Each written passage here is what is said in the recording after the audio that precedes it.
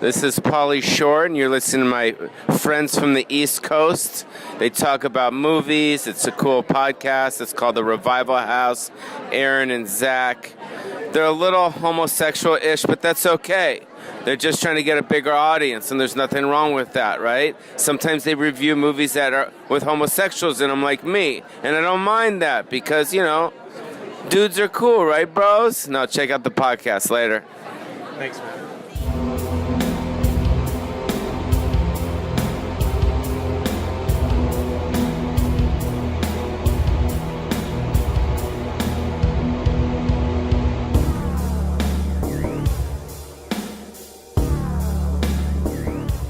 Revival House Network presents a Pauly Shore commentary. What's up, baby? This is Pauly Shore. My fuck. Why are you so quiet? Why are you so somber sounding, you fuck up? I'm trying to be the yin to your yang, Zach. I think because you're so outlandish and so wacky. You're harsh and my fucking mellow. Cruster. But I think, is it getting old yet, my voice? Does this wrap up our polysploitation? No! What else do we got? Pauly Shore is dead. We got Curse of Inferno. What the fuck is that? Pauly Shore is dead. All kinds of great films. So I can't believe you actually wrapped. You roped me. I'm going to ditch the voice now. You roped me into doing this movie because when we were deciding on a flick here, literally 5 minutes ago, we had a short list, and this wasn't even on the short list. This is how extensive our thought processes and our preparations for getting a movie done. We get together and we kind of throw together movies that we've tossed around ideas about, and we just kind of pick one. And we had a short list of films, and they're all movies I do want to do and we've been meaning to do, but out of fucking nowhere, this motherfucking guy is like, or we could do In the Army now. I'm like, and see, I thought it was wrapping up the polysploitations. That's why I was like, all right, let's just knock it out, right? But I guess we got a couple of more. But that's all right. This isn't going to be so bad because I'm sure the movie's not any good. The movie's fucking great. Suck a dick. But Zach knows his Shore, and I've seen this movie one time. I don't really remember it. I'm a Shore aficionado. And anyway, but you know, I know how well you do on these and how excited you get when we're watching a Pauly movie. So we're going to do it. And I'm serious. It's true. So I want Zach to be happy. I live to please. Now, we're watching this actually on YouTube. We're going to put the link in the description below if you guys are on YouTube. And you guys can follow along. I don't expect you to have copies of this fucking shithole, but I'm sure Zach can mail you one of his many copies. You can mail whoever wants it the copy that you jerked off on. Didn't you say you were going to jerk off on a copy of this movie and mail it to Pauly Shore? I don't know. It sounds like something I would say, though. Probably. All right. Well, we're on YouTube. Follow along. We're zeroed out. I'm pretty sure it's right before the fucking production studio logo. We're going to do a 3. We're going to do a 2. We're going to do a 1. And we're going to do a play. Buddy? Hell yeah, Hollywood Pictures. Yeah, I gotta fucking liven up this thing because you sound all morose, you fucking idiot. You're not fucking excited to do the Pauly Shore exploitation hour. So I got to tell you what my morning has consisted of so far. You know, there's a reason. I woke up extra early, and granted, we're recording this on a Saturday, and this is the only day I really sleep in. And I had a doctor's appointment, so I woke up around 7 a.m. and I went there, and I got a really, really cute, really hot nurse practitioner, right? And she was talking about my records, and she's like, so I see here your father, he died of colon cancer. I'm like, yeah. He's like, and he died at 44. I'm like, yeah, that seems to be correct. And she's like, well, you're about 32. And I'm like, yeah, I believe so. Last I checked. And she's like, so we need to start doing preparations for you and just kind of make sure that you're okay. You know, we got to start at least, 10, 12 years, before, just to make sure we catch anything in case there was anything that's hereditary. And I'm like, that's been on my mind. You're right. I really should. And she's literally like, and this is a hot nurse, which is always weird when you have a nurse or a doctor that's really hot because they know all your fucking medical shit. you know? But she's like, it's okay. It's a really easy process. She was Asian. I will just stick my finger in your ass and I will get to Sam. I'm like, I'm just thinking to myself, all right. this really hot nurse wants to stick her finger in my ass. I would have been like, well, don't be offended if I come. But it was so funny because that proposition just went nowhere because I was down for it. I'm like, all right, we'll do whatever you got to do. And all of a sudden it became this thing where she sends me home with like this packet where I collect 3 stool samples over the course of the next few days and return it to the lab.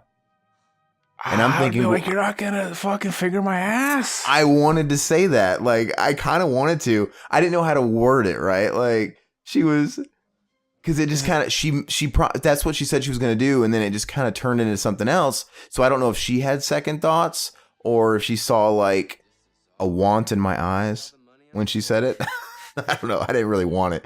But I don't know what it was. But I did kind of want to say, so what happened to the whole finger in my ass thing? Is that not happening? I just want to make sure.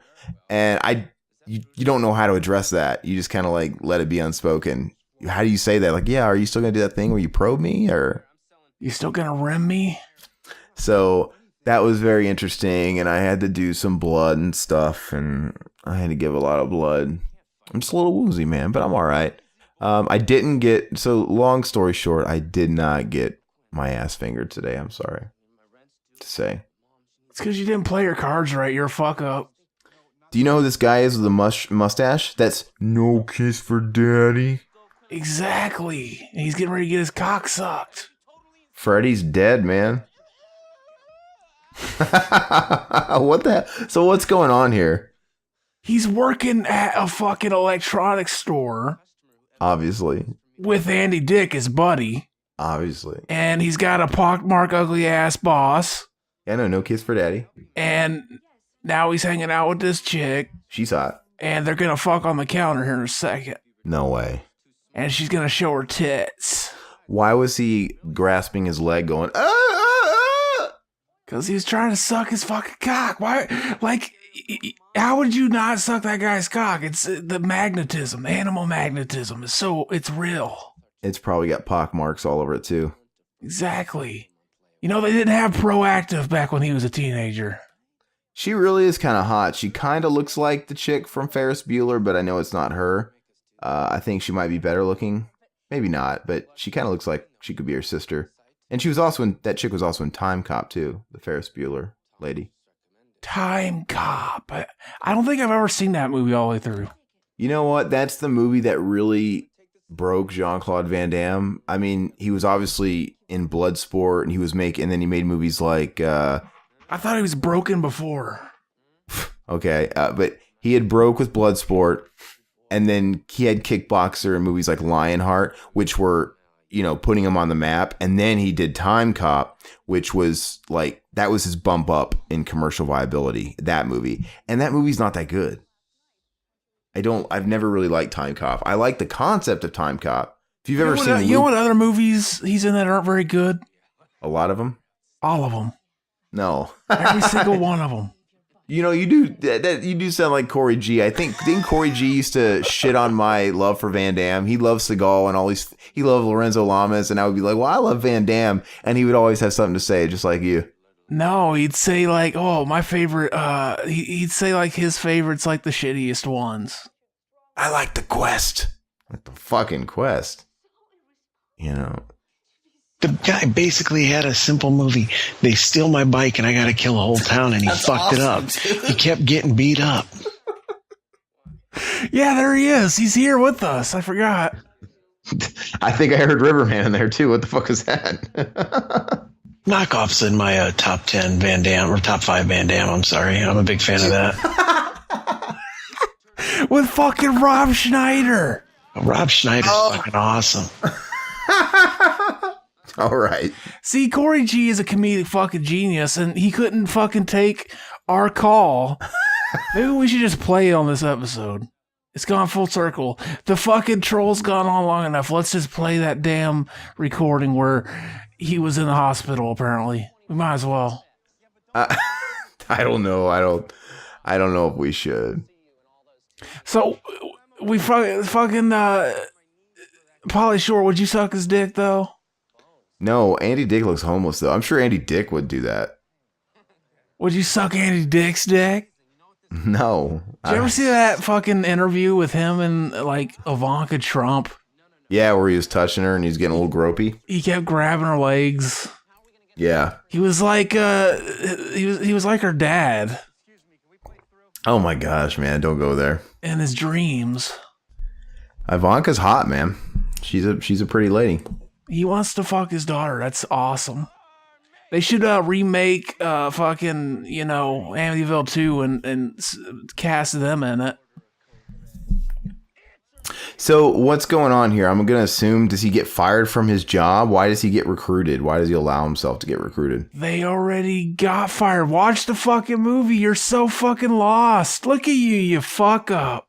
I was telling you my medical stories, man. Andy Dick looks like Otacon from Metal Gear Solid in this. Exactly. He looks odd with that kind of hair, though, that's for sure. We're in the reserves. So, do they sell him on the reserves and he accidentally signs up for the real deal, or what?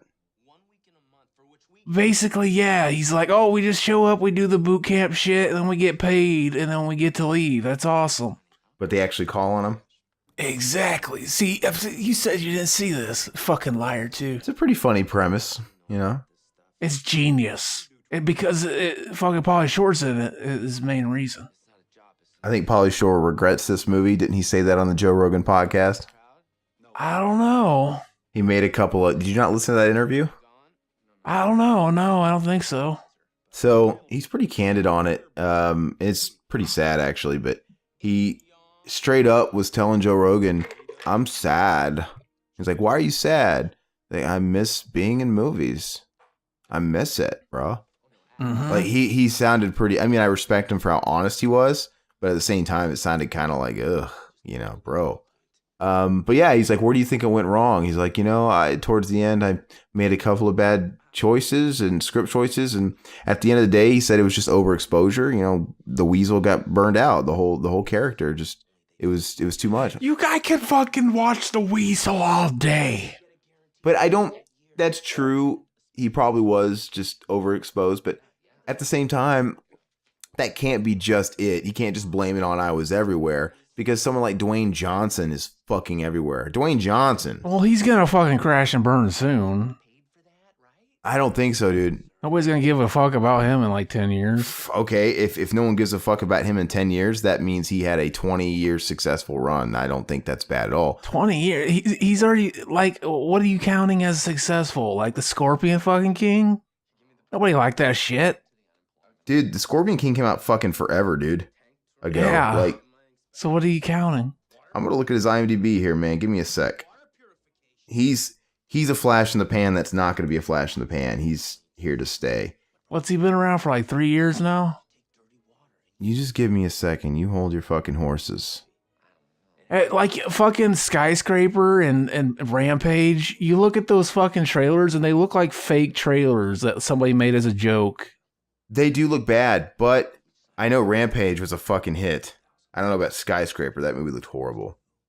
Dude, this guy's got a fucking 102 acting credits. He never stops acting.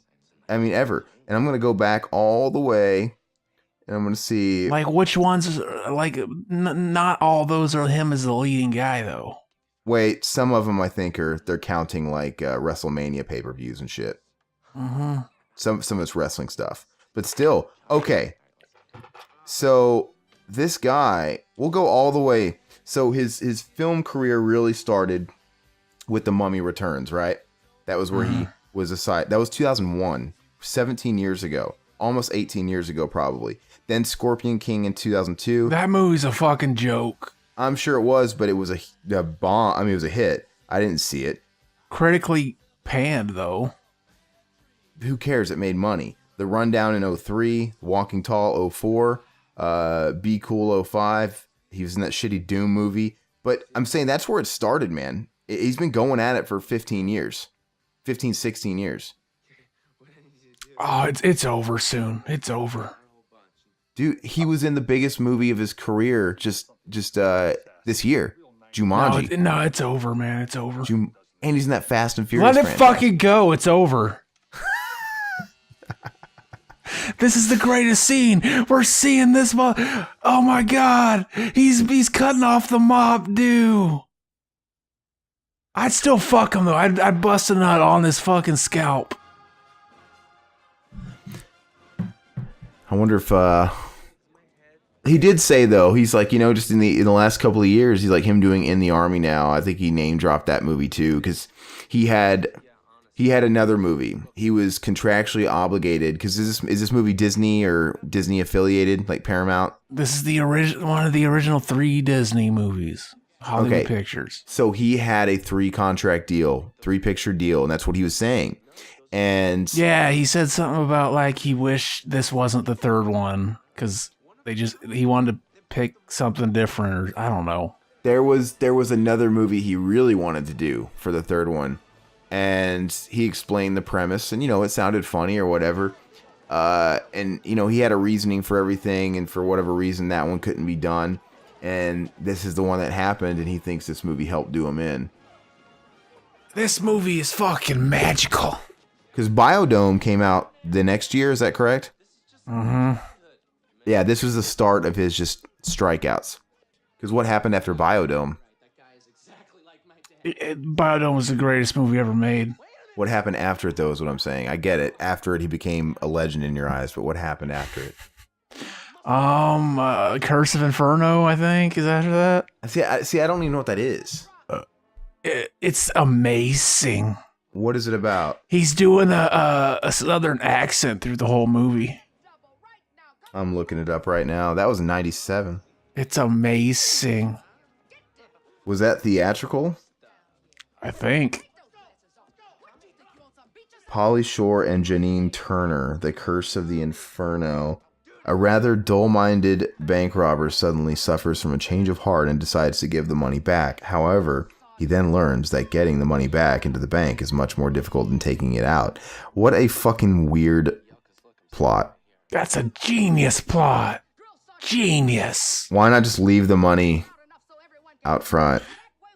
I don't know. Because that would make too much fucking sense. It's the Shore. He's got to fucking make it harder because he's so great. He's got to save the day in unconventional ways. Dude, I didn't even know this movie existed, man. That's because you're a fuck up. I'm gonna look more into it. Curse. The title is kind of ambiguous. Like, what does this have to do with a bank robbery? And it has everything to do with it. You just don't get it. You don't understand the artistic merit of fucking Curse of the Inferno. So was that it? And then a few years later, he had his sitcom. I think so. That got canceled after 2 or 3 episodes aired. Is that on YouTube? We should try watching that sometime. Maybe, yeah. We could just either do them separately or do them all together and combine them as one. I can't do a single push-up. You can't? I tried the other day and I couldn't do it. Really? It's the first time I tried it in I don't know how long. Yeah, man. You got to build some upper body strength. I guess I could have tried, but then I just laid there and I was like, fuck this. And then I think I fell asleep. See, that's going to be the next step. How's your weight loss journey going? I'm down. Last I checked, yeah, I'm down to 250 now. Do you still keep losing every week a little bit? Mm-hmm. What are you losing on average a week? A pound or 2. Okay, yeah, that's perfect. So I mean, whenever you do kind of get to that next level or hit that plateau or whatever, the next step is to start putting on, building a little bit of that muscle, and you'll want to start incorporating, push up, probably for you body weight stuff, just push ups and stuff like that. I want to tie the weights to my cock to stretch out my foreskin to get my foreskin back. That's funny because I almost that's a real thing, by the way. You could find that on Google. What? That's a real thing you can do. You can get weights to put on your dick head, and then it like ties to your leg and then stretches the skin around your dick head all day while you go to work and shit. Why would you want to do that though? This is awesome. Look, he's got it backwards, so he just fixed it right there. Genius. Is this the quote that you guys always say when he fires it? That's way later in the movie, though. Oh, way later. Suck on this a one time. Remember that video I sent you where it was just that being replayed for 10 hours straight? Yeah. Probably better than the whole movie. But no, what I would recommend. See, Pauly Shore's doing push-ups, man. What's your excuse? Pauly Shore's a fucking mountain of a man. What I would recommend though is when you get to that point, nothing's better than body weight stuff, pull-ups, push-ups, and all that stuff. But I would get those resistant bands, that you put to a door or whatever. Those are awesome because it's not as intense. You don't have to do a pull-up and lift your whole body, which those are really tough. You can sort of lay on the ground and pull back the resistance bands and still get a back workout. You can kind of do it at your intensity level, whatever you want that to be. I'm just concerned that if you got one of those, you'd be tempted to put it around your neck. And that's what I was just thinking. I was thinking I could use it for that. I know. And then start doing the erotica fixation thing. And that's how Chris Cornell actually killed himself. At least he died fucking coming spectacularly. Well, that's not... They didn't say anything sexual was involved with his. He just killed himself. Oh. That sucks. Look, I like that big Q-tip he's got. This is one of my favorite lines in the movie. Where? Right here.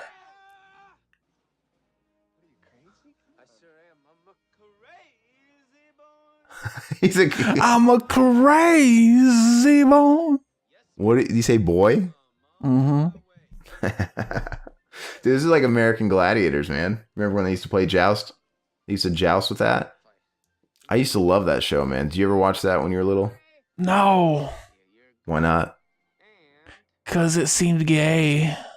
It kind of was, but it was a lot of fun. No, it just seemed... I didn't give a fuck. I don't even remember turning it there and seeing it. If I did see it and I saw how gay it was, I probably would have watched it. Because I loved wrestling, which is the gayest sport ever. You don't still watch wrestling? Sometimes. But not enough to follow the actual story arc, right? No, not really. I mean, are any of the wrestlers of today even... Is there anything appealing about them? Bray Wyatt is kind of doing like the fucking Undertaker shtick, but he's like a fat neckbeard, so it's like, why? I knew you would say someone like Bray Wyatt. I don't know. Because he's the most entertaining. Yeah, I get because he's got a character down. He's got an over the top type of character down, like that Southern cult fucking weird thing. And I'm not super familiar and savvy with it. I don't follow that shit, but I just kind of hear things. But it doesn't. There's no characters like there were back in the day, man. Like over the top, Ultimate Warrior. Mm-hmm. There's no more Macho Mans. That guy was just on 1,000 at all times. Mm-hmm. I miss him. Now he's doing more. See, he's getting better at the push-ups. It's gonna come in handy when I'm fucking him. But you know what? We should have got Mac to do this movie with us because we love the shore and we would die for the shore. That's what I said, man. I when you pitched this movie, I'm like, yeah, I think we should wait for Josh James or Mac, especially Mac. And you're like, no, I gotta do it now. I did not say that. You fucking lie.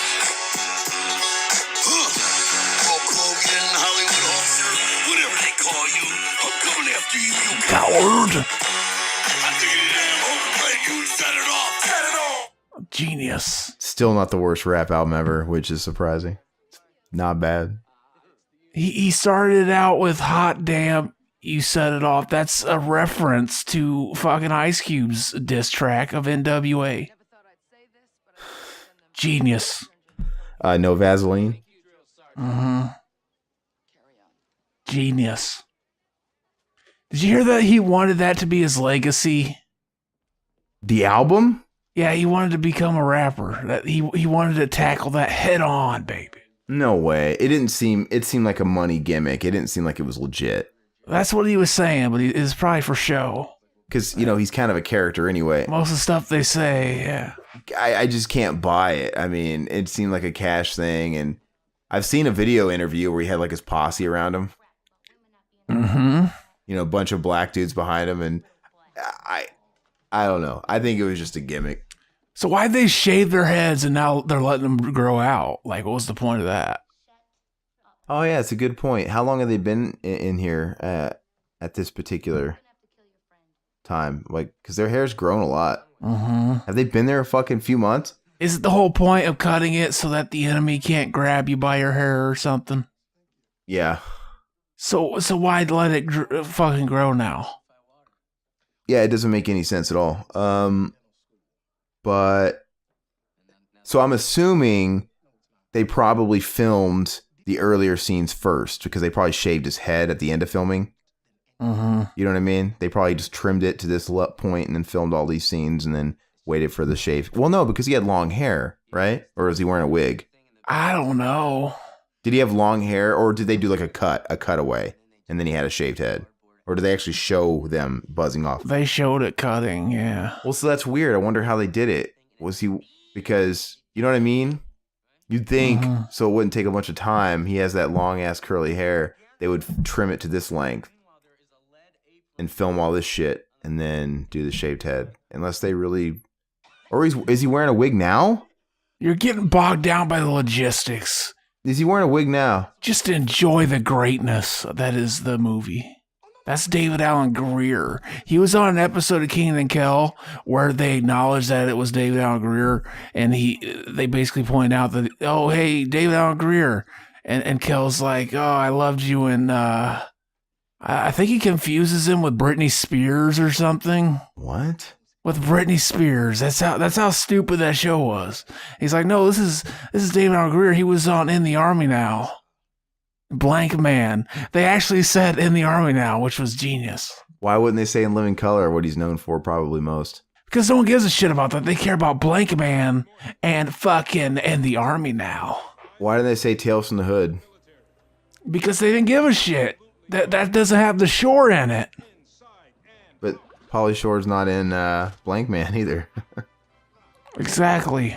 But it would have been better. Dude, Blank Man will be fun to do. I've brought it up many times. I know.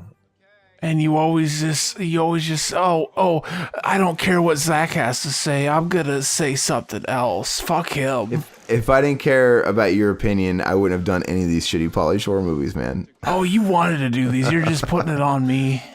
So I would like to do Blank Man, but of course Major Payne too. Major Payne was like a 90s staple. Exactly. See, they're the water boys. They purify the water. Genius idea for a movie. So, what's the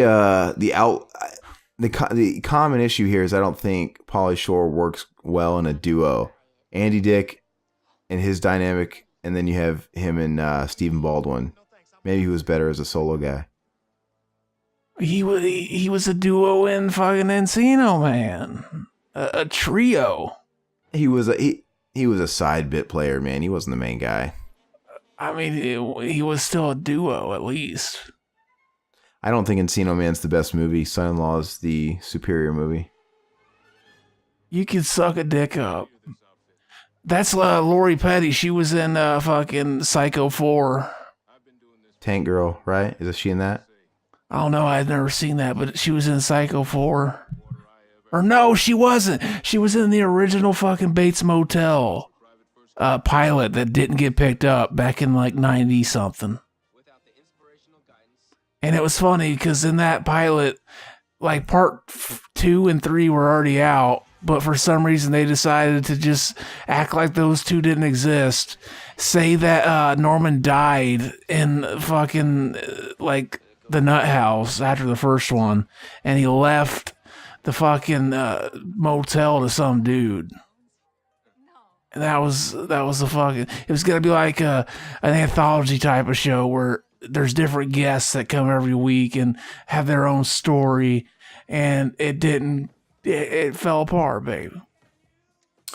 But yeah, she was Tank Girl, and she was in Point Break. She was in A League of Their Own. That's right. I forgot about that. Point Break is awesome. We need to do that movie with the Reeves shooting his gun in the air and going, ah! That's hot as fuck. Didn't we have a scene with him in a Speedo in another movie? Exactly. We got to see his cock bouncing. Oh, this is what Riverman said he likes. Riverman does this to his wife, he says. Yeah, why does he have some disembodied legs laying there? I don't Does see. he fuck those? Like those mannequins? Yeah. You just drill a hole in between. So he's still just in like basic training because he's still in America and he's fucking this chick. They're done now. Okay, but he's gonna get called to war. Yeah, it's a cock block. The military's a cock blocking him. Right here. How does he get this chick? How does he get this? Because it's fucking the shore. He's got a huge cock and he's hot as fuck. His dick looks pretty small to me, man. Oh, he's a grower, baby. What if he had a little P spot? You think he has a little P spot? We can't see it because it's not HD. I usually do. You know that thing where you have a little P spot? It's gross. Mm-hmm. I don't wear underwear anymore, so I don't have that problem. It's because you're fucking gross. I gave up wearing... The fucking ball sweat just drips right into your pants. I just have to wash my jeans more. I got a lot of pair of jeans. I got tons. I got like 8. I got one pair, and I wear them at least 5 or 6 times before I wash them. You know, I used to be that guy, but I got like 8 pairs of jeans now. But it's because you're a preppy bitch. If that's the price I have to pay to not wear underwear, I mean, because once you go commando in a really, really good, comfortable pair of jeans, you can't go back, man. I used to as a kid, and I did, so you're a fucking liar, too. I've been used. So fuck you. Would you fuck the petty? You think she's related to Tom? No, and I don't think she's attractive. The haircut's not attractive. I don't like those short crop haircuts on chicks. She looks like Pauly Shore. Look at it. That's because you're afraid of your sexuality. You're afraid you'll think they're a guy and you'll like it. What? No. That's your thing. Look at this though. They look the same because the video's so low def. They look like the same person standing next to each other. The video is most deaf. Most deaf. Most Def was in that movie Monsters Ball. That's a pretty good movie. You bring that movie up a lot. Why don't you fucking marry that movie or something? I've brought it up maybe one other time. At least 5 times. I think just you're in a this liar. commentary. You said it 5 times in this show. You've already forgotten. This movie sucks. Is it gonna pick up? This movie's fucking great. You're just retarded. You're just a fucking retard that don't understand the greatness. See, this movie, like, you know how people are like, oh, you just don't understand David Lynch. You cannot understand the Pauly Shore movies. There's really a fucking underlying great theme that's being explained that just goes over your head. Is Mac working right now? I don't fucking know. What am I writing an A&E biography about him? I was gonna say you could call him, see if you can give a... This scene is great, though, because they pretend to be gay to get out of it, which I would do. Would you fucking dodge the draft? I probably would. Oh, it's Paul Mooney. I like how you didn't want to touch that with a 30-foot pole. That was great. No, Sadie, I'm sorry. I know that literally the timing was just bad because it's Paul Mooney. What did you... I said, would you dodge the draft? Because I probably would. We don't have a draft anymore, but... If we ever did. If we did have a draft, I mean, I would hope, all I could say is I would hope it was a war that I think was justified. You know what I mean? They never are, usually. Sometimes they are. Very rarely. Sometimes they are. If it was a situation where, you know, Homeland Security and there was some kind of attack on us, you know, like a 9/11 type thing, I would absolutely serve 100%. No question. But what if we attacked the wrong place again? If it was if they were bringing back the draft, I would think it would be a total World War situation. It'd be a big deal. And I would think, yeah, I mean, if they ever called the draft back, I would think it would be necessary. I think it would have its reasons, and I wouldn't avoid the draft. Oh, I would fucking run. But I do my best to keep in touch with you from Canada. Because you're a beta, bro. Yo, that was funny. Don't pretend like that wasn't funny, though. That was funny. But yeah, I am a beta. That's fine.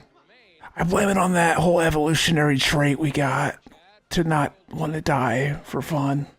It's not dying for fun. It's dying for your freedom to play your Resident Evil games. It's dying so you can watch. Hey, Resident Evil isn't free. That shit costs $60. Look at this freedom you have, Zach. Look, if you didn't have the freedom that you had now, do you know there's countries where they would behead you for watching a Pauly Shore movie? Probably. I'm sure. Then you'd be truly free, because then you're dead. Then you really don't have to worry about anything. You don't gotta go to work when you're dead. Man, I'm really going full troll on this one. Look, it's the guy from Death Warrant. It's the guy from Man of the House. It's the guy from First Kid. I would fuck him. This guy must have been in contract with Disney because he was in nothing but the Hollywood picture movies and Disney movies. Mm-hmm. This guy. And he was on Home Improvement, like in bit parts. He had like cameos.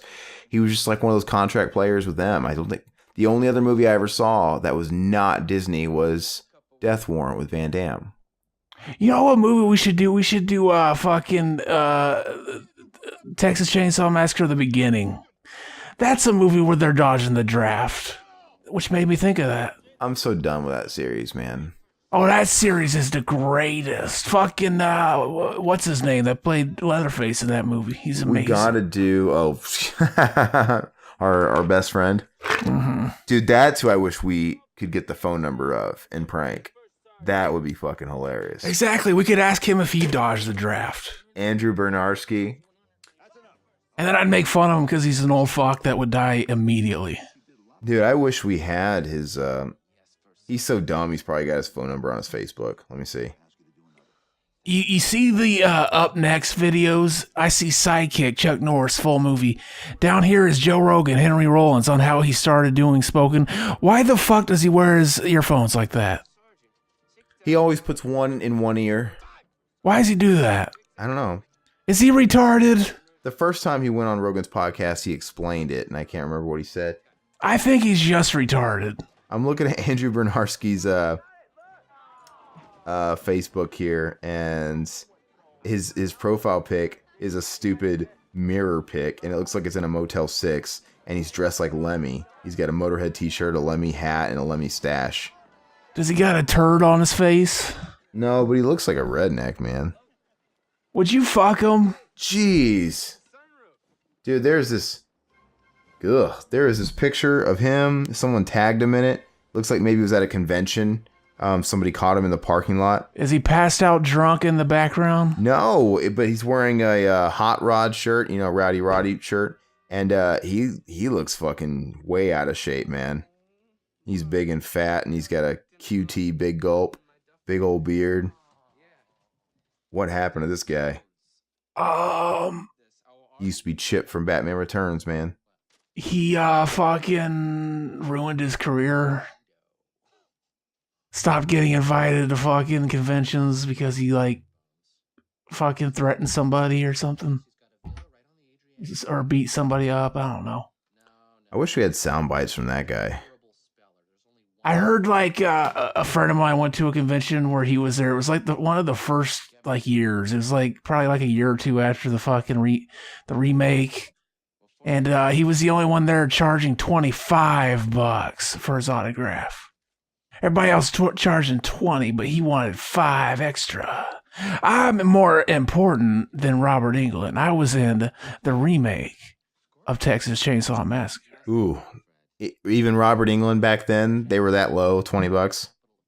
They were all low back then, baby. What if he's the one that fucked it up? Hey, I can charge 25 or even 30 now because that fucking retard did it and they paid him. Dude, people now it's like 50 to 100. Mm-hmm. It's so expensive. I'm trying to see if there's any funny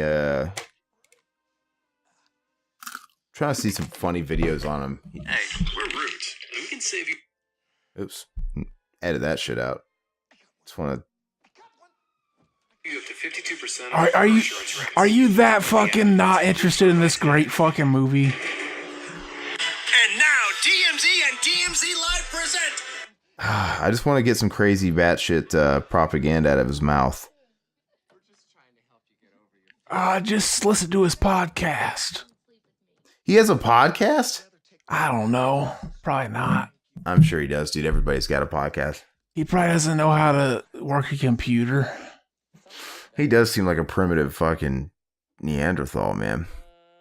He put out an episode about like shitting on. He's like, well, today he talks like this. He's like, I'm the best Leatherface ever. Yeah, I got a call from Michael Bay. He's like, you want to wear the mask? I said, I was born to wear the mask. So on his podcast, he's like, yeah. So Gunnar Henson died. I say, fuck him, man. He suck his dead nuts. I listened to that episode. That is what he said, too.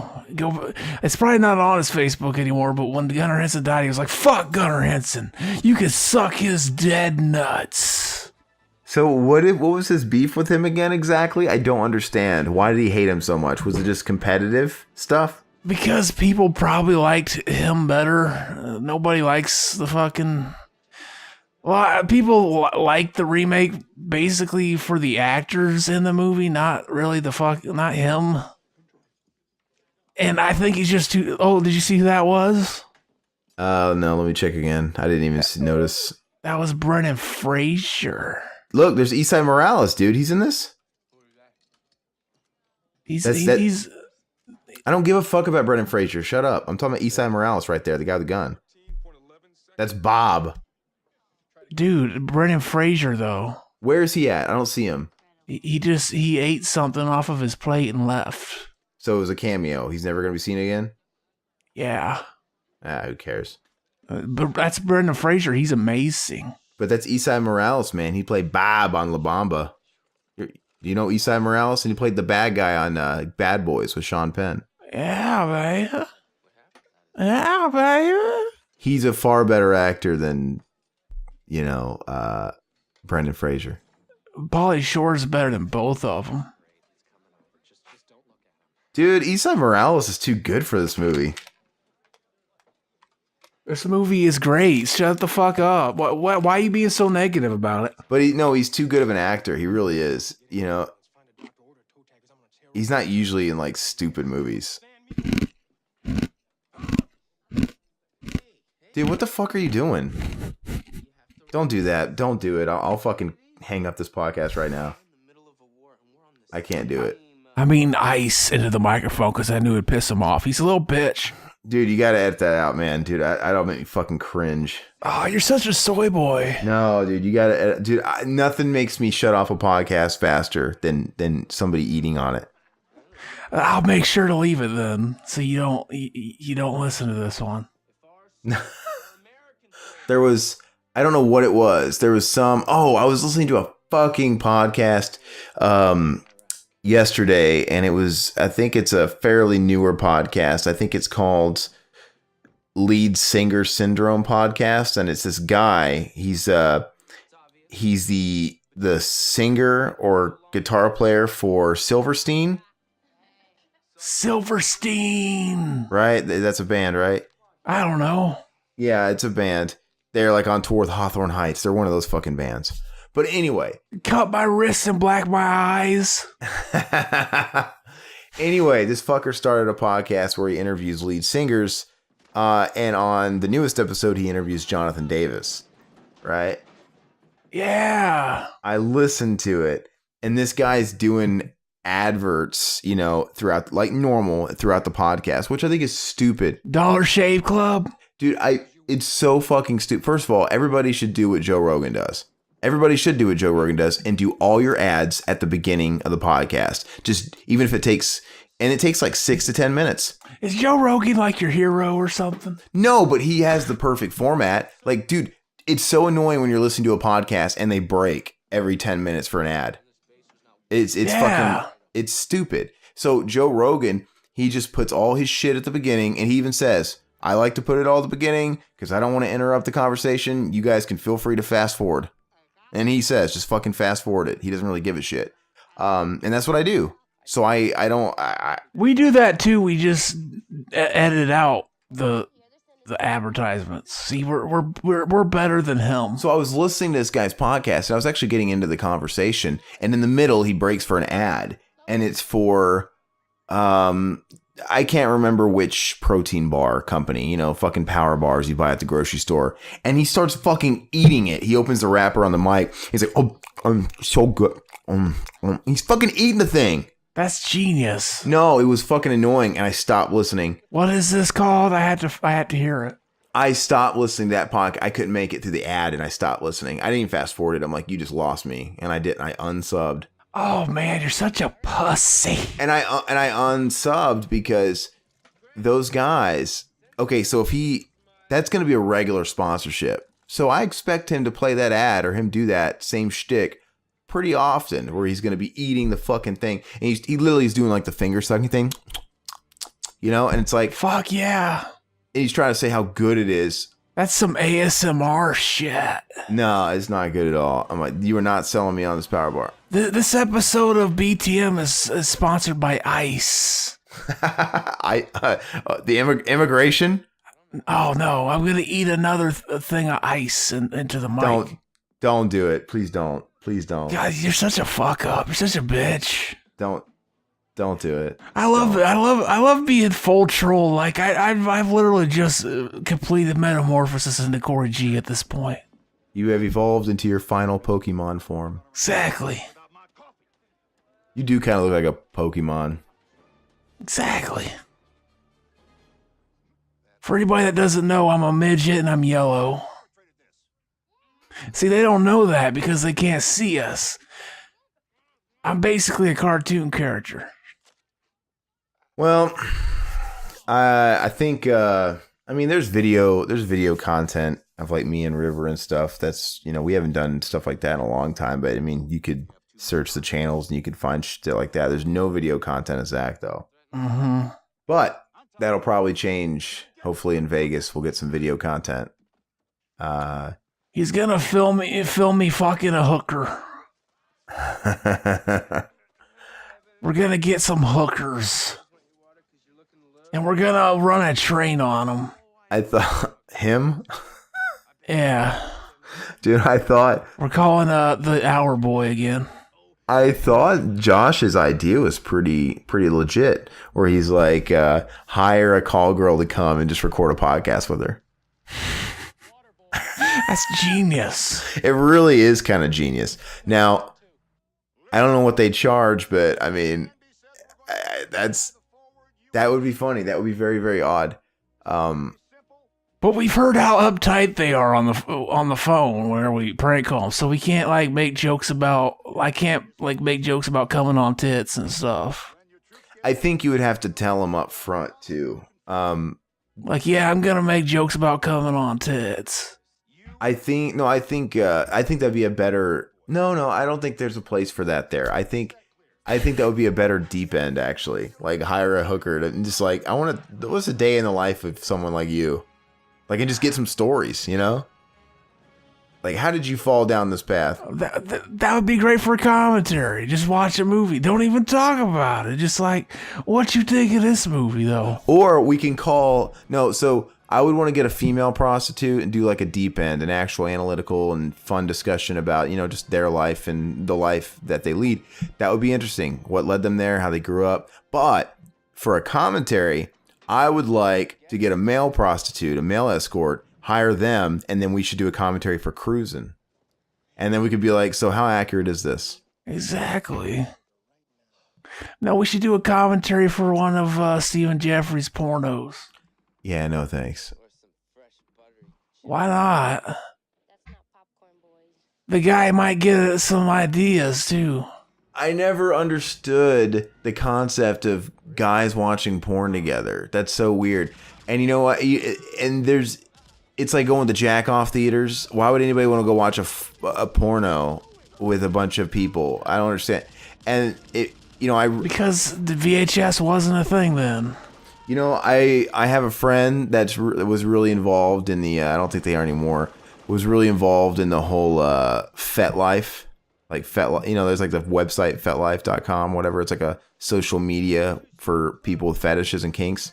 All right. Not that I'm plugging that. I'm not plugging it, but it's huge.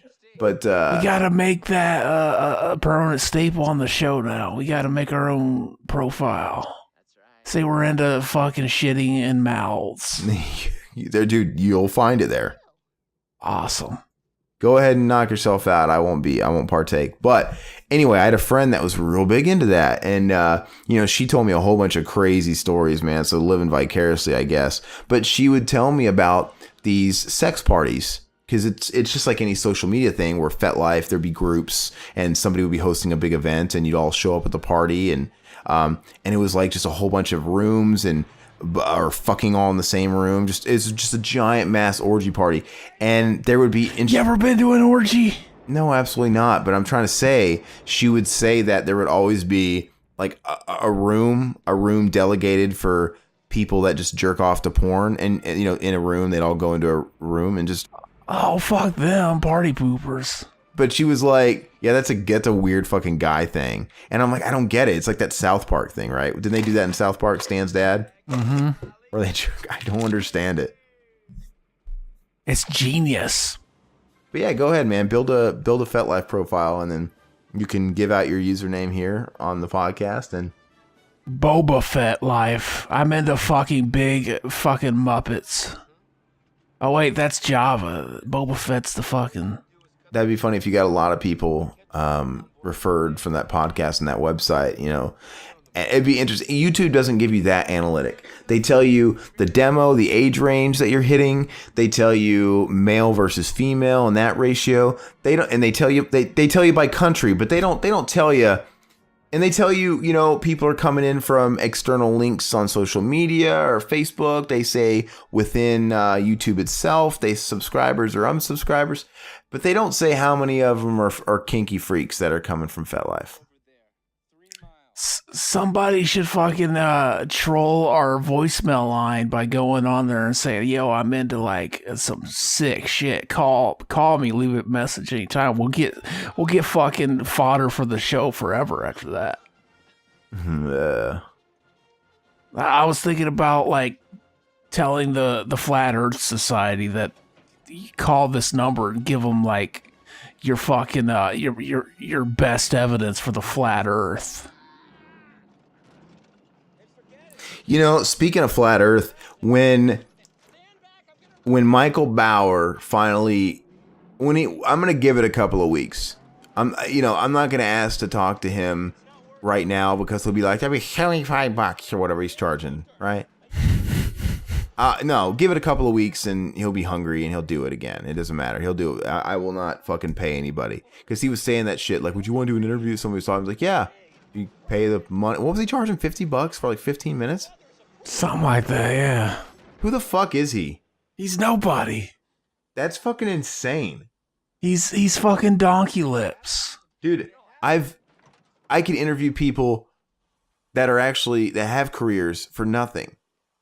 Mm-hmm. Why is he worth a $50 every 15 minutes? That's $200 an hour for a phone call? Get over yourself. Because he's going to be homeless, man. Give him a break. He's homeless because he lives in Hollywood. He chooses to live in Hollywood as an unsuccessful actor. That's his problem. Don't harsh his gig, Cruster. But it is his problem. I have a hard time empathizing for people like that, that complain nonstop about costs, and him not being able to afford this or that or what. I'm like, dude, get the fuck out of Hollywood. Yeah, move to a fucking shithole no one wants to live at. Then you'll be smooth sailing. Dude, Hollywood is a shithole. And I apologize if anybody's listening that's from Hollywood, but Hollywood's a shithole. No. If it was, it wouldn't be so expensive to live there. Well, everybody wants to be there. That's just how it is. Quote, land of opportunity. No, it's not. Hollywood's a shithole. You don't want to live there. I mean, certain spots in it, certain spots everywhere is a shithole. Hollywood's a tourist trap, dude. Oh, is there mannequins there? There actually kind of is. You got Madame Tussauds, wax statues. Exactly. He's got a scorpion on his back. See, this movie's fucking great, and we haven't been talking about the greatness of this movie. It's not that good, man. Where are they at? Afghanistan? They're in Chad. Why? Because Chad is cool. They wanted to go to Chad. Where was it filmed, though? Is that a fucking green screen? I think it's just filmed in California. Or maybe Arizona. We don't have like sand dunes like that in Arizona. I don't think they have them in. I don't fucking know. They don't have those in California. Yeah, I don't know what that is, but it's not. Oh, you did have a scorpion. Ugh. I hate those, man. Why? Because we got them here, man. We don't have. I've never seen that kind of scorpion, but we have the bark scorpions, the yellow ones. Yeah, see, why don't you get the fuck out of there? You got scorpions there. I don't see them, you know. I spray my property and stuff like that, so I don't get that stuff. But we do have them here. Gotta call the exterminator to spray for scorpions. Yeah, just like anybody else, just like in the Midwest, you know, people spray for brown recluses.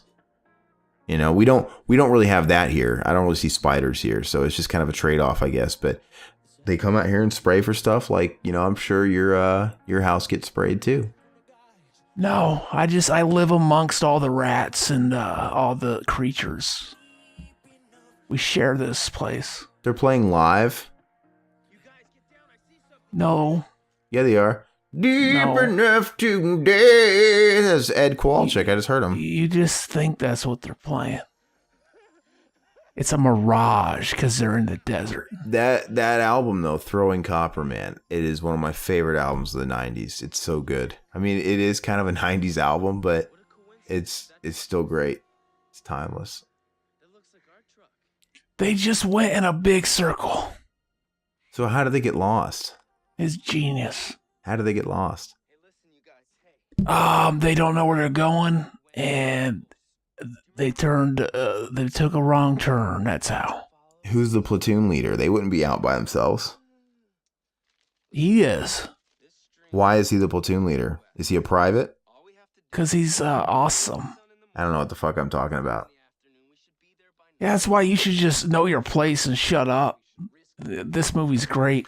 I never thought David Alan Grier was funny. I'm not saying anything, okay? I mean, I'm pretty sure this is gonna work. But since I let us down before, I say from here on in, we put everything. Did you? I just thought it'd be funny if I said nothing and just see how long that awkward silence could last. It's fucking awesome. I love that. I love that in everyday conversation. People hate that shit. And they like, that's cringy. I purposefully try to get stuff like that to happen. And just fucking try to make it as uncomfortable as possible. I love it. It's fucking awesome. Especially if like you meet somebody new to get that. It's like they're having a mini panic attack when that's happening, and I'm just loving it. The human species, it makes me happy to fuck with them. You know, before I'm glad you told me this, by the way. Before, when I got out of the doctor this morning, you sent that message or whatever about the Ash vs. Evil Dead season 3, and I didn't even realize it was coming out next week. Because they usually drop. I think they usually drop at different times of the year, but I could be wrong. But so I pre-ordered mine, so mine's coming. Thank God they're finally digital. But yeah, they're adding the fucking digital codes finally. I pre-ordered mine from Best Buy, and for some reason I'm getting it Friday, like 3 days after it drops, which is kind of bullshit. You and Best Buy, man. You just love to Best Buy. Best Buy, I have a rewards program with it, so I get something out of it. And they also had an exclusive packaging, so. Which Amazon did not have. Look at the frame rate there. That's great. What's that? This copy we're watching, the frame rate, it looked like he was just like... Yeah, I saw it. Like dancing, like just in slow motion there. That was awesome. Did you pre-order it also, or? Not yet. I've been saving money. I'm going to, though. Look at his ass. I want to fuck it. Dude, that's so white. The tan lines. You remember the Andy Dick show on MTV? Yeah, I do. It was kind of popular. That was awesome. It was fucking amazing. It was popular, but wasn't it only around for like a season? It was like really quick. 1 or 2. Because it was off the heels of Tom Green and that success, right? Mm-hmm. I only remember like 2 bits from it. One where it was like he was playing like a guy, and they were talking about like remember that whole big scan? Like people were freaking out because they heard that cell phones were causing brain tumors or something. Yeah. They did a bit on that. Hey man, they still might. I think it's just too early for us to know. Wait till we're all about 70. Let's see how big our heads are from tumors. But go ahead. And then one based on that Fear show. Oh, Fear Factor. No, Fear, where they put cameras filming their face and they went to scary places. You mean Scare? Isn't there a show called Scare Tactic or Scare Tactics or? It's just called Fear. I don't remember that show. It was on what channel?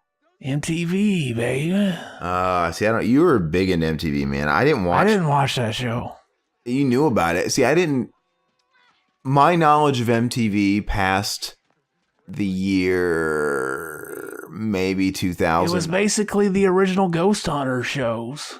Oh, okay. I'm saying I don't have any knowledge of MTV past the years 1999 to 2000, something like that. I just don't. I keep wanting to fucking eat a piece of ice, and I can't because you're a bitch. It's fucking horrible. So it's atrocious to listen to. So is your fucking voice. You ever hear me bitching about your voice and how hard it is to listen to? But I do something that makes me happy, and you're just fucking bitching and moaning at me. Telling me to delete it, take it out. Tell me you'll hang up the phone. You're so fucking mean to me, like you're such an asshole. I'm persecuted. Apparently we're both bullies. That one comment. Exactly. Was that Adrian Mendoza? But no one's persecuted like Zach is. Oh, okay. Make that a t-shirt, bitch. Exactly. Follow the trail of tears, Zach, you know? Mm-hmm.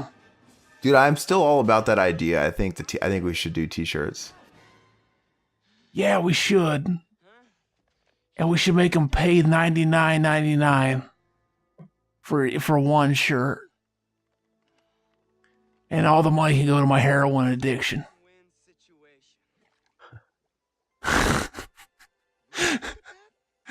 Am I starting to blur the lines where you don't know if I'm trolling or not?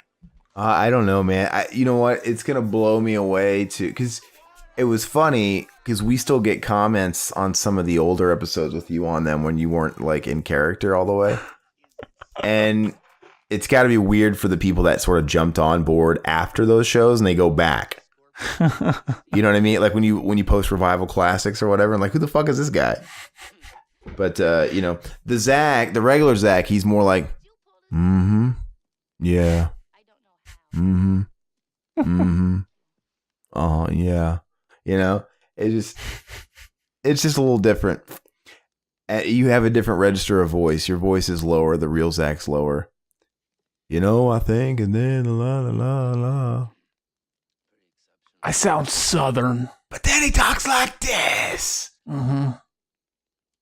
We should do fucking the other movie with her in the Reeves. Oh, Point Break? Point Break, motherfucker. No, what I was going to ask on that topic, though, is I've wondered this recently. So when we get together with Josh in Vegas here after a while, are you going to be in character in Vegas, or do you, like, drop it? Like, I don't... I'm going to have to be. I'm going to have to be in character the whole time.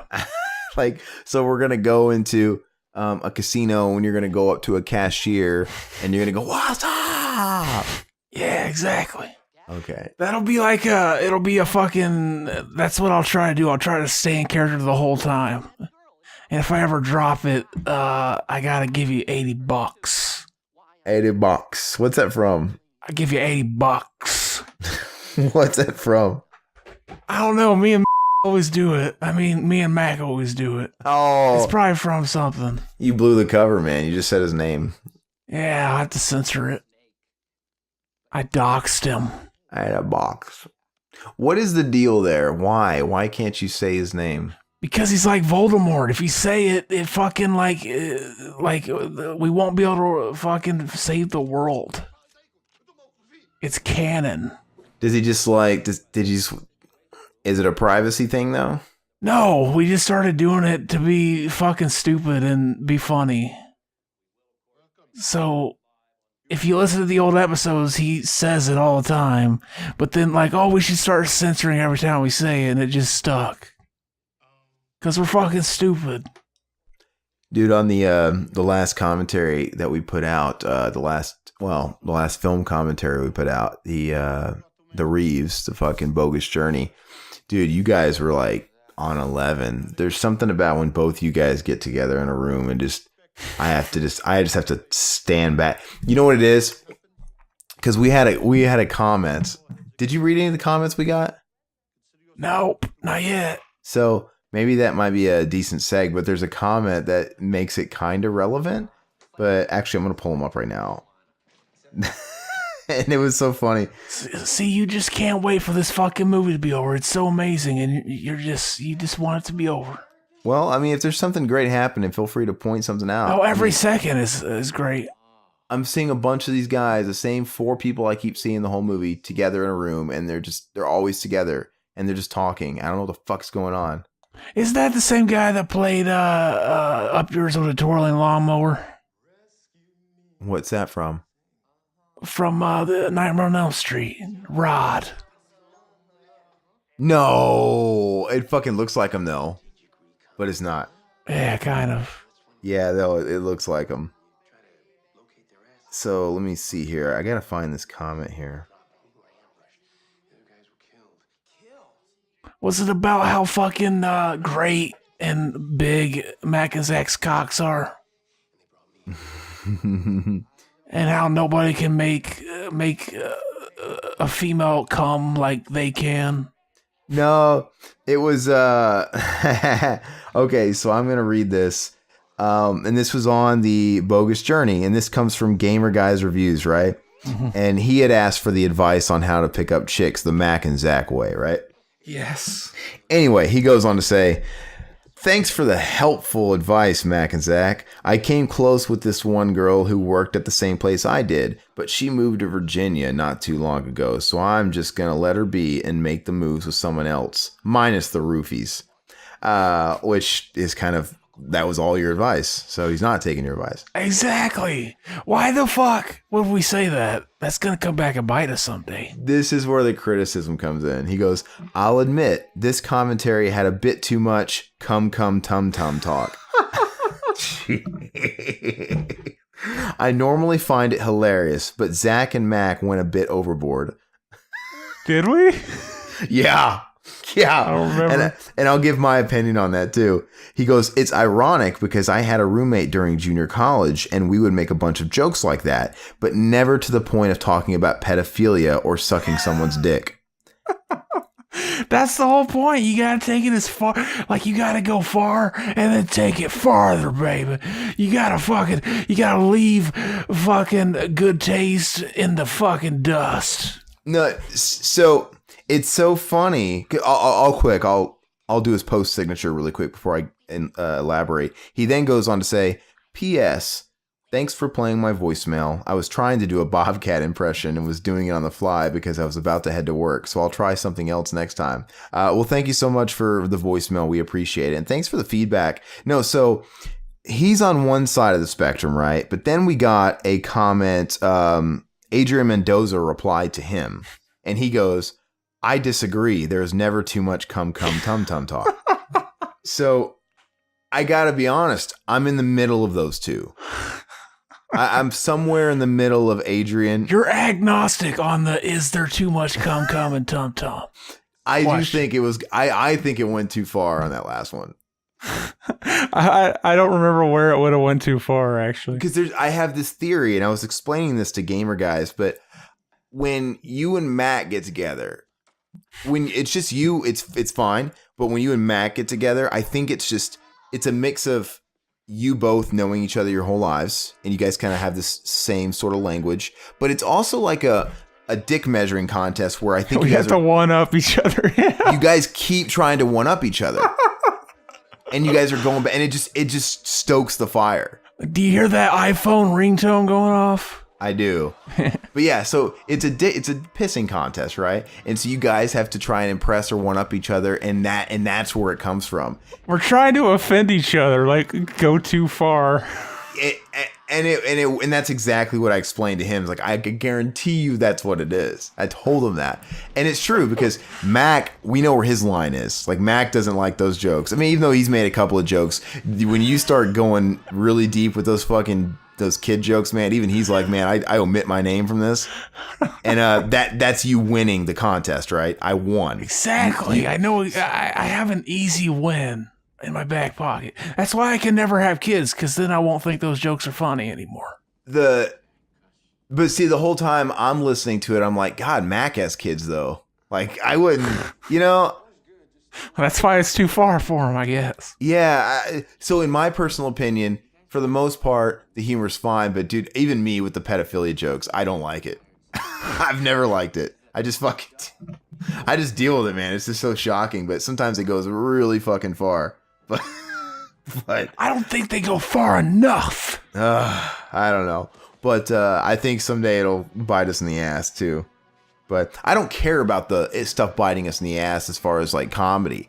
And I've never had a problem with that. But at the same time, there's certain jokes I don't make just because me personally, I don't want to make those jokes. Like, I don't like to make disability jokes, and stuff like that. I love the disability jokes. I know you probably do. No, I don't. I don't make jokes about like AIDS and stuff, I don't make, that's me personally, but I get it. There's nothing you can't make fun of. There's nothing that you can't make comedic. I do believe that. And I'm totally for comedians that do push those boundaries and make fun. I'm not going to say they can't do it. But for me personally, it's not something I stand for. I can't do it. So, and definitely I have to say pedophilia is one of those topics. I can't do it, man. I can't do it. I'd be dumb to say that, it doesn't rub off on me a little bit, some of your humor. Obviously, if I do podcasts with you all the time, that's natural. But that's one thing that'll never rub off. You need to pop your fucking pedophilia humor cherry. Dude, no. You're going to be like that meme, that Keanu Enlightened meme, the Reeves. Yeah. That we posted, baby. Yeah, that'll never happen. So the first time you make a pedophile joke, your eyes will light up like that. Yeah, I don't. Maybe you'll have all the great ingredients in your arsenal to make the perfect jokes. I'm just telling you my opinion on it. I thought the comment was eye-opening because I was thinking the same thing. But like I said, I'm in the middle, right? So you have people like Adrian that is all about it, and I'm sure he gets the slapstick and the all of that aspect of it, the satire of it all. I'm like a fucking walking, talking trauma movie. That's what I like to think. Yeah, that is fun. A walking, talking trauma movie. So, but basically, I'm in the middle between Adrian and Gamer Guy's reviews. So, I don't know. At the same time, I could say what I would want, Zach. If I was God in this situation, I'd be like, yeah, I'd say tone it down like a dial, just a dial, but I'm not going to put a muzzle on Zach. I can't. He's going to do what he's going to do, and I'm going to stand. I mean, you know what I mean? I'm just going to hope Zach makes the right decisions. Make the best decisions. No boundaries, I guess. Wait, what does he say here? Yeah, so I mentioned that, and then he goes, what does he say? Oh, I explain everything we just said. I explained to Gamer Guys, about you and Mac, dick measuring contest, one-upping each other. And I told him, I said, hey, I'm in the middle between you both. And then Gamer Guys goes on to say, that's perfectly fine. That's the thing I like most about your commentaries. It's the unpredictable nature, and you guys, especially Zach, know how to keep things lively. See, Zach is done coming here and stole my fucking show, man. Everybody loves him. That's why when we come out with t-shirts, I don't know if we should have, I don't know. Like if we all sold t-shirts, one with like your face, one with my face, one with fucking Riverman's face, I have a feeling Riverman and I would be very embarrassed because we'd be sitting on a big pile of our shirts. No, people wouldn't want to wear my face on. Like I have to wear my face. They would get to decide, and that's gonna make life harder for them. No, no, I'm just saying, whatever shirts we had, they would have to just be more or less unanimous with the actual podcast group and the group because, I let's just say if we had action figures. I think the Zach action figure would be the best. It would be the Green Ranger Power Ranger toy.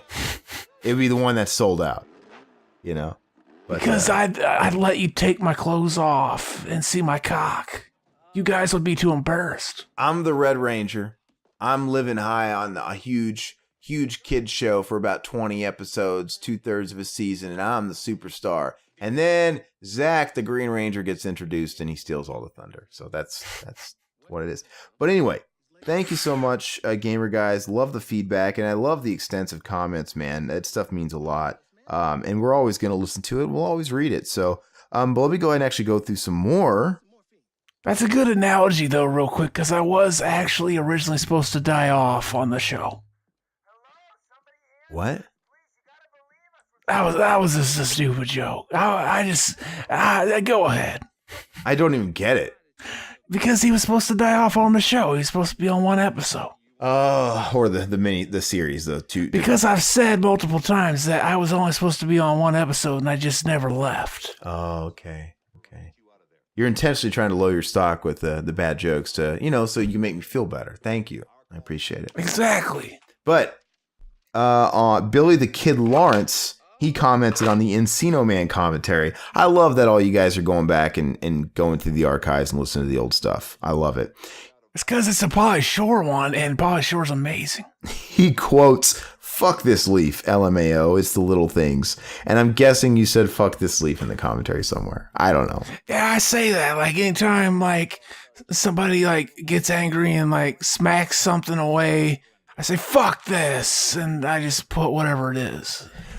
It makes me chuckle. I'm glad that it made somebody else chuckle for once. Return of the Living Dead 2 commentary. Oliver Closeoff comments, "The Scream Factory Blu-ray version of Return of the Living Dead 2 has the original soundtrack." Yes, we found out about that when they announced it and we were stoked. And is that out yet, or that's close to coming out? Did that come out later in the year, or when's that dropping? It might be out now. Will you check that for me real quick while I'm reading these? Because I thought it was a little later. I don't want to miss out on that because I'd like to get it. I'll look. Okay.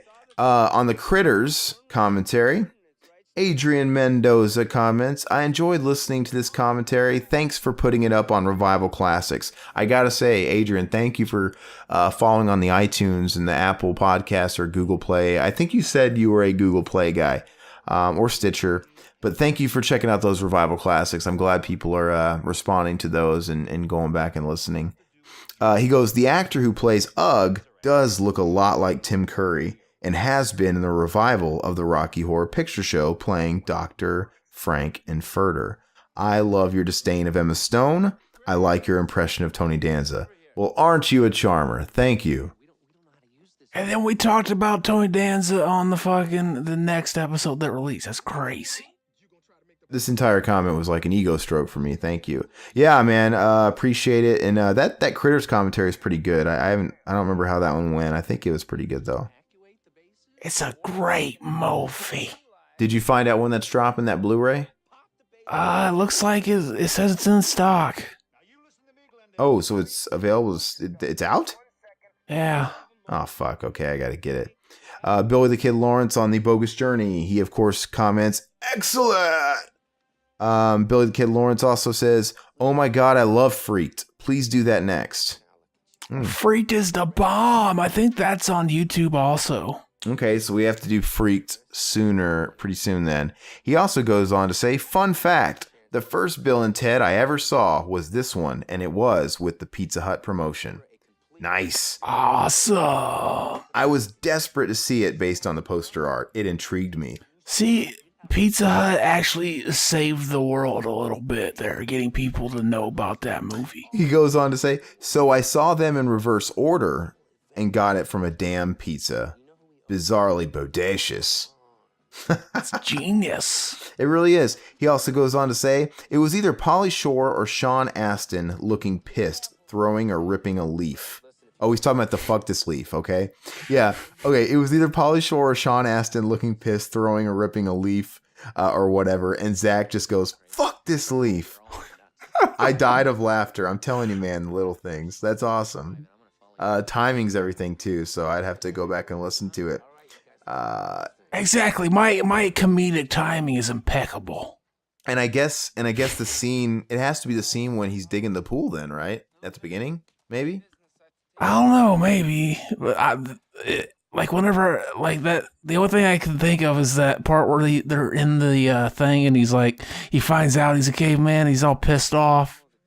For some reason that scene's coming to mind, but I don't remember a leaf. Maybe. So it might have been just like a random thing that wasn't even in the script and he just like moved it or something. You know, I don't know. Who knows? It might have been like improv. But anyway, Adrian Mendoza on the Bogus Journey commentary, he also says, will Revival House or Mac and Zach Save the World do a review or a movie commentary on Puppet Master The Littlest Reich? So, hell yeah! I have a feeling, you know, that's a Mac thing, got dibs on it. Isn't that funny, though? We're getting Mac and Zach Save the World requests on the Revival House. It's so funny, man. Sometimes I wonder why you guys just don't post over here. But I think, you know what I think would be good? If you guys wanted to sometime, maybe post one episode over here just as like a promotion. Just one or something. Or like a trailer or some kind of like teaser, you know? Just like you want to post the show on there? You really want that? Like that makes you liable for all the crazy shit we say. Yeah, maybe you're right. I hear a fucking dog. Yeah, my dog's going crazy. Why your dog going crazy, man? You not feed it? She just sits there and looks out the window and then barks when somebody walks by. She's one of those guys. How long is it going to take for her to pipe down? I'll cut it out of the finished episode. Unless she does it while I'm talking, then those will be in there. But did you hear about Korn's wife died? Whose wife? Jonathan Davis. When? Last night or something. No fucking way. It's right here on the up next on my. Here, I'll look it up real quick. Really quick. We'll get to that. Adrian Mendoza. So yeah, Puppet Master Littlest Reich. Mac was actually just blowing us up about he just watched it. So I think that is something you guys should do personally. You know, I watched it this morning too. Any good? Last night. It's one of the better ones in the series. I was kind of hoping they took it like, oh, super serious, and we're gonna film this. We're gonna make this look like a real movie. But they kept it like hokey and kind of low budget looking. What's the director from what's it called? The Vince Vaughn movie. Psycho? No, the one we watched and did an episode on. Rumble in Cell Block 99. Oh, he directed that? Yeah. I had no idea, really. And this is the same guy that's directing the fucking movie with Mel Gibson and Vince Vaughn? Mm-hmm. And he directed a Puppet Master movie? Mm-hmm. I would like to see it. Is it did Mac well, he didn't get it digitally. Is that in Vudu or is it streaming anywhere? How did he watch it? I downloaded it. So I guess I could put it in the box. Yeah, I would totally watch it if you did that. Adrian Mendoza, he also says, please do a commentary for Alien 3, the assembly cut. I cannot wait to hear from Riverman. I figured that's what we were going to do today. I know. We'll do it next. We will get it out of the way. We're going to have to split it up into 2 sittings, though, probably. Dude, your dog is just going nuts. What the fuck is going on outside? I'll cut it out, babe. It's always doing it when you're talking, though. Like, I'm always trying to time it. But, no, I want to do it. So you can't do... I wouldn't do both in a sitting. Are you talking about splitting one single movie into multiple sittings or the 2 movies? The fucking assembly cut's almost 3 hours. We're gonna probably gonna run out of steam, baby. Oh, yeah, you're absolutely right. I would be open to... How long is the theatrical version? An hour 40 or something like that. For reals? Okay. So I want to do both. So maybe I think we should do the director's the theatrical first. Right? We should see the bad first. All right. And then, yeah, I agree with you. We should do the assembly cut into a couple of installments. We can even do it later on tonight if you want. Yeah, we'll see. It's early Saturday, or if not tonight, then maybe tomorrow. Yeah, we definitely have some. I think I'll have some steam left. But so basically, I think we're gonna drop those in. I want to drop those in proximity of each other, right? Yeah. Like I don't even think those should be a week, because I wouldn't want somebody to get like, because we have our normal episodes, our normal schedules run every Wednesday. We drop a regular commentary. I wouldn't want to put Alien 3 theatrical cut as our normal podcast and then somebody wait a whole week and then it's just the assembly cut. I wouldn't want to do that. We'll just put them out at the same time. Yeah, at the same time or something like that. That's what I would want to do. And maybe it'd be like a bonus thing. That's why we should watch one once we already have another episode, so it's saved over for the next time. Well, we got a couple, so we're doing this commentary right here, and we're dropping Mortal Kombat: The Journey Begins as well. So yeah, I figured we could drop that and the fucking 3D one movie if that worked out. I haven't edited it yet. We'll see. Yeah, that one I would be totally okay if we just had to scrap it and just do it later on down the road, because it was only like 22 minutes. It wasn't fucking too much energy, you know? It was a good commentary, though. Was it?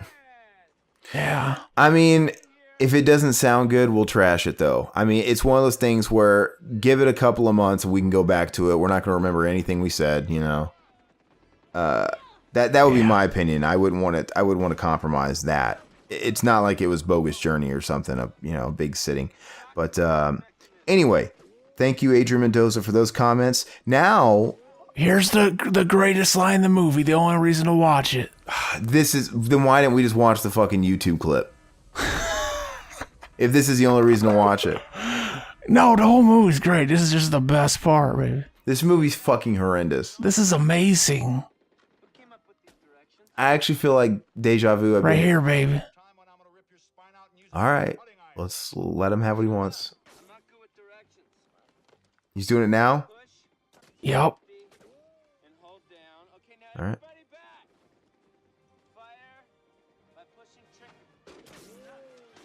Oh, they gotta prolong it. They gotta fucking... Here we go. Wait. That's so fucking stupid. How do you fuck that up? It shows it on the it's like the microphone we got, the Blue Yeti. It's like one of the most user-friendly microphones ever, because literally, like, you look at the directions and it's literally like it shows a fucking monkey and like, this is how you do it. And then like you'd watch like anytime I see a video on YouTube where somebody's talking into the wrong side, I'm like, that person's stupid. People do that? He can't follow simple directions. How do people talk into the wrong side of this mic? They'll talk to the back of it. They'll have it turned away. Or like into the top of it. Yeah. The typical is right into the top of it, like they think it's a normal microphone. Yeah, that's absolutely stupid. As far as comments, though, we have a couple of happy customers.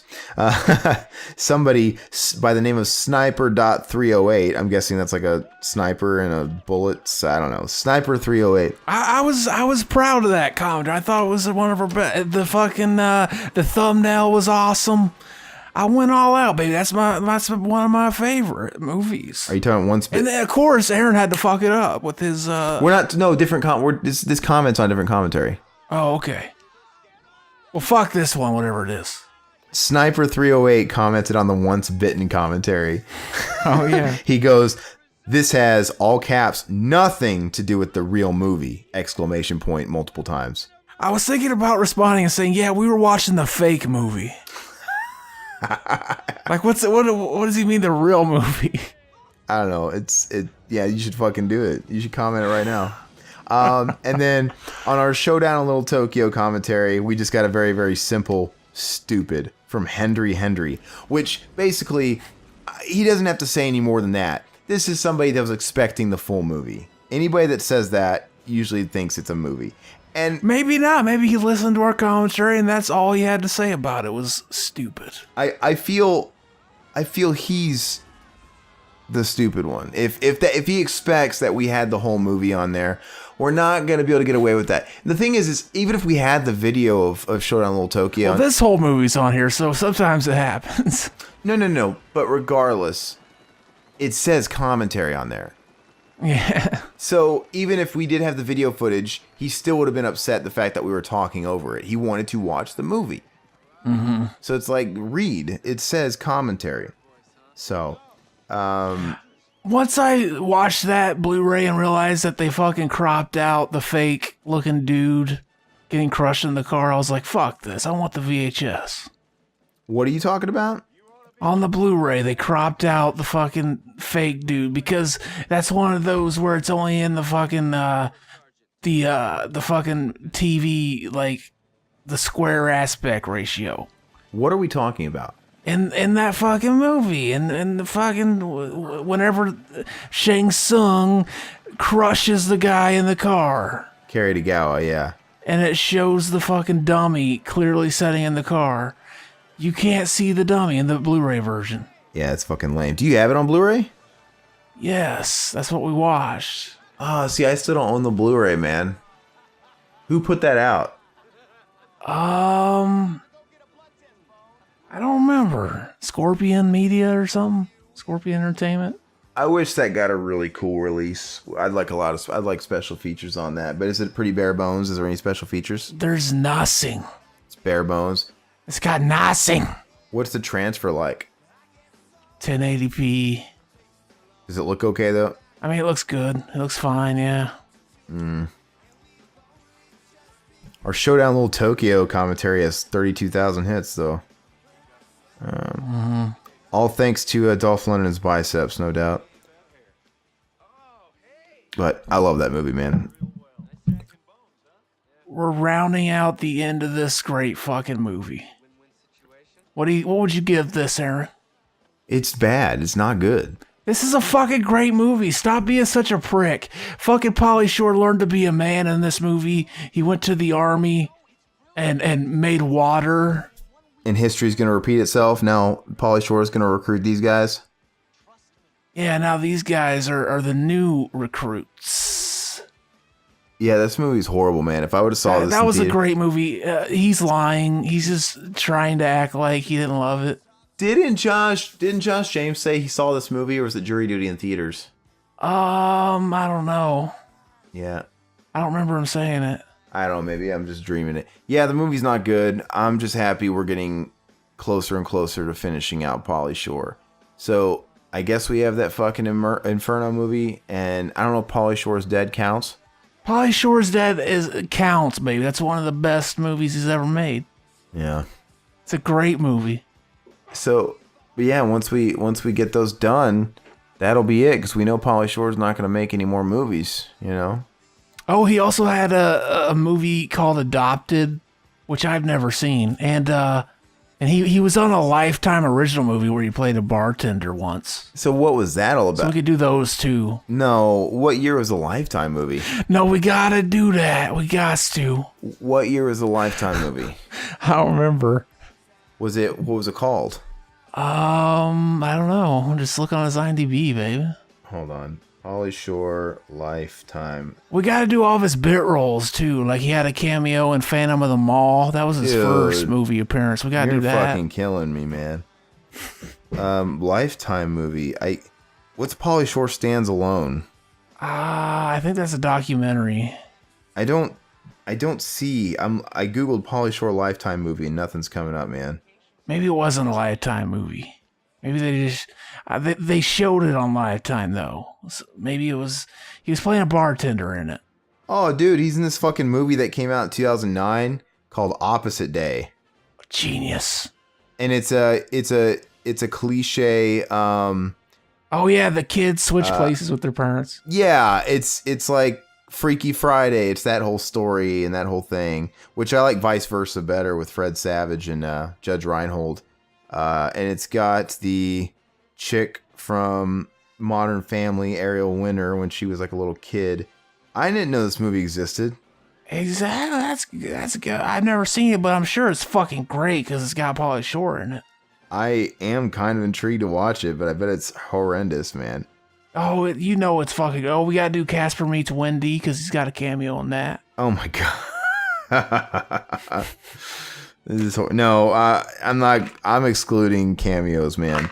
But I want to, because we almost forgot about it. I want to look up Jonathan Davis's wife because we can't just bring it up and not say anything. Jonathan Davis loses his wife, Devin Davis. I'm reading it right now.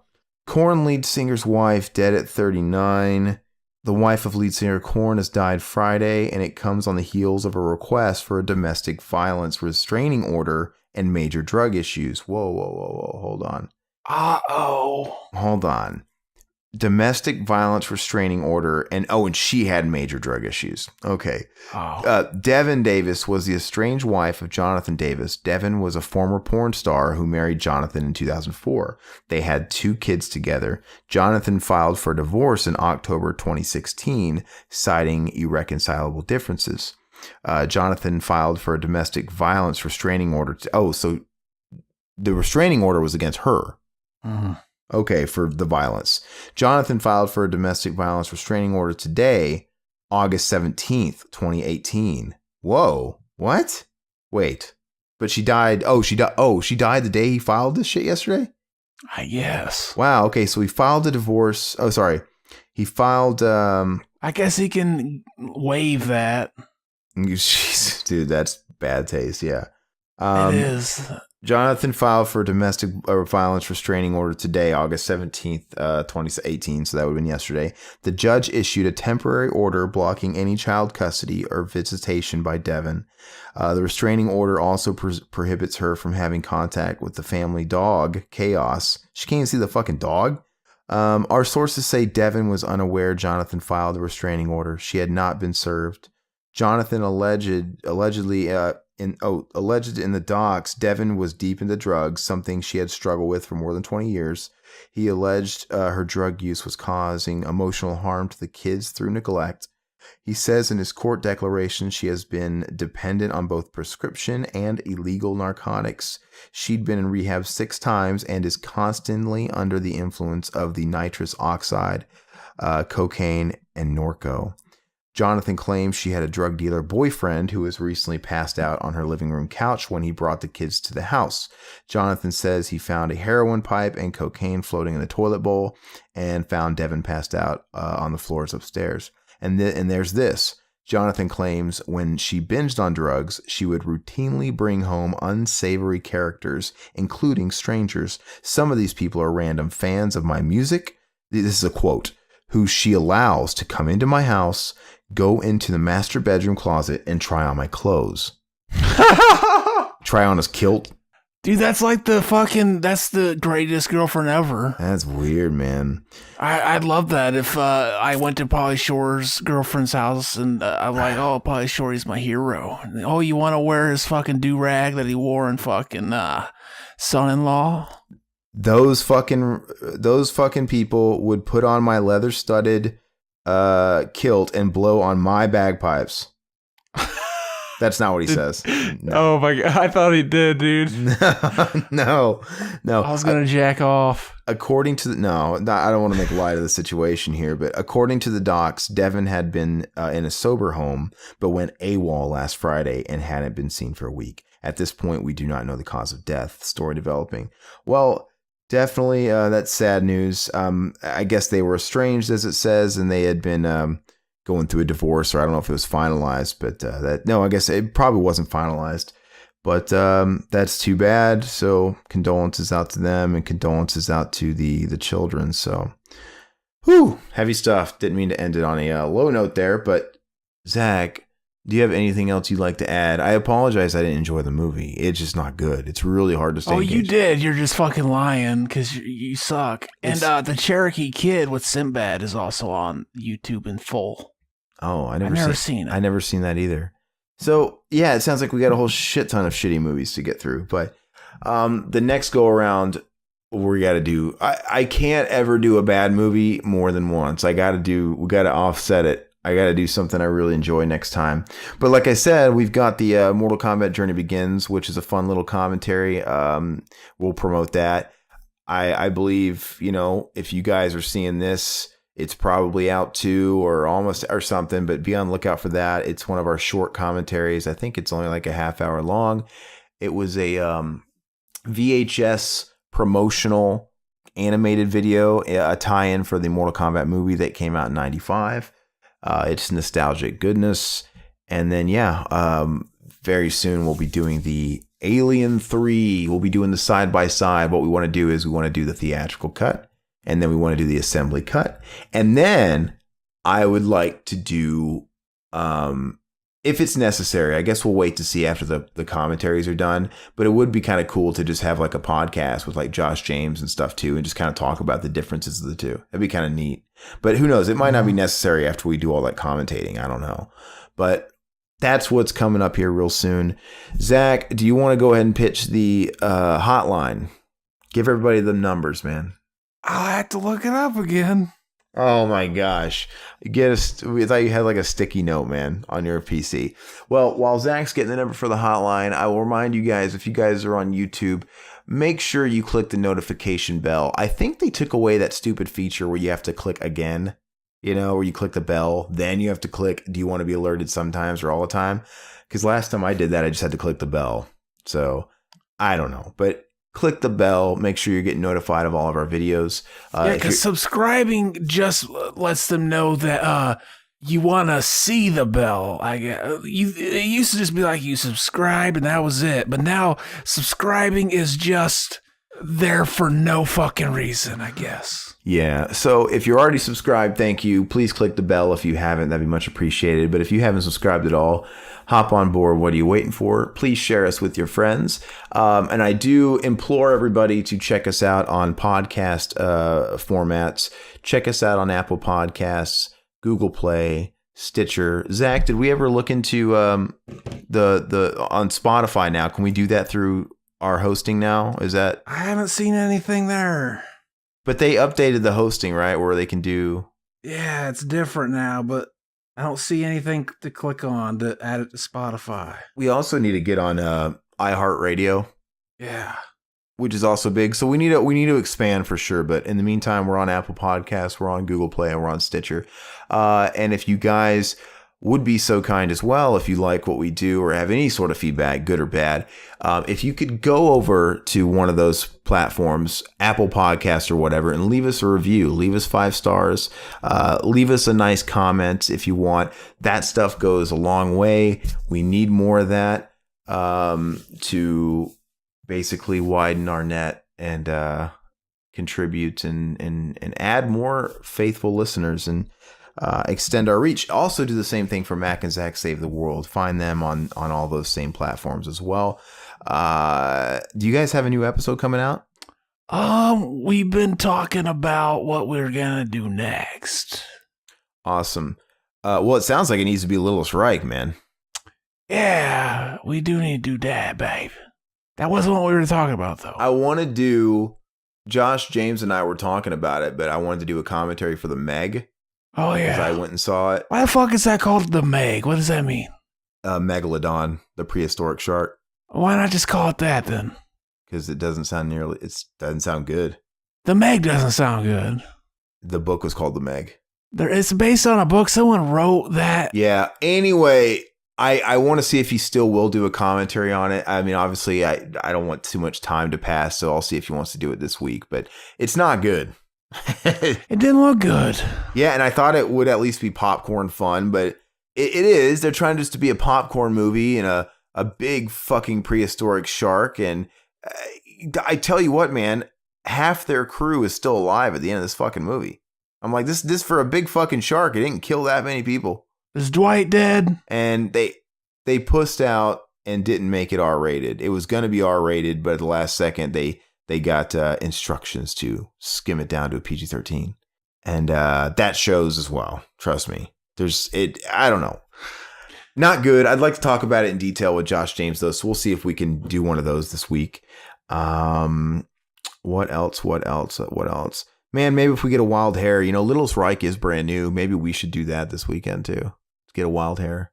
Knock it out. Sometimes it's fun to jump on the new movies. Mm-hmm. But anyway, I think that's all we got. Zach, did you get that hotline number? 1-602-933-7280. Man, that's ear porn. I need to hear that one more time, Zach. 1-602-399-7280. Oh my God, eargasm. So call the number, leave us a voicemail. It can be funny, it can be trolly, ask us legit questions, give us feedback. All of it's great. Feel free to let us know who it is talking so we can give the proper shout out, but you don't have to at all. We'll still play it and listen to it regardless. Also, we have the email, ask.revhouse@gmail.com. Send us inquiries there as well. Ask us questions. We'll read those. Or if you want to send audio files and email them. Actually, you know what? If you guys record an audio file on your phone and want to email it to the email there, it'll be much crisper, right? Oh, yeah. Yeah, because the voicemails, obviously, they're just through a phone. And, so if you guys care about that sort of thing, it's there for you. You can send us whatever you like. Yeah, call in to, send us messages. Tell us your favorite, your best masturbation stories. I don't want to hear that. Just make sure you put that in the headline, put that in the header of the email so I know to forward that to Zach. Do not open Aaron. So other than that, make sure you guys are following us everywhere. Facebook, we're on there. Revival House. Twitter, which is at the Rev House. Is that right? I never fucking remember the Twitter. I'm horrible. I don't. What is it? The Rev House, baby. When we're done with this podcast, we need to. You have to give me the email so I can get the app on my phone because I need to stay up and up on the Twitter because I'm bad about that. Instagram, Revival House what is it on Instagram? Fucking is it Rev House again? We need to get a lot of money so we can buy one name for everything. I sent you that fucking site under construction thing with all the links. If you want to forward that to the fucking revivalhouse.net, we could just start saying that. Yeah, no, okay, 100%. So check us out.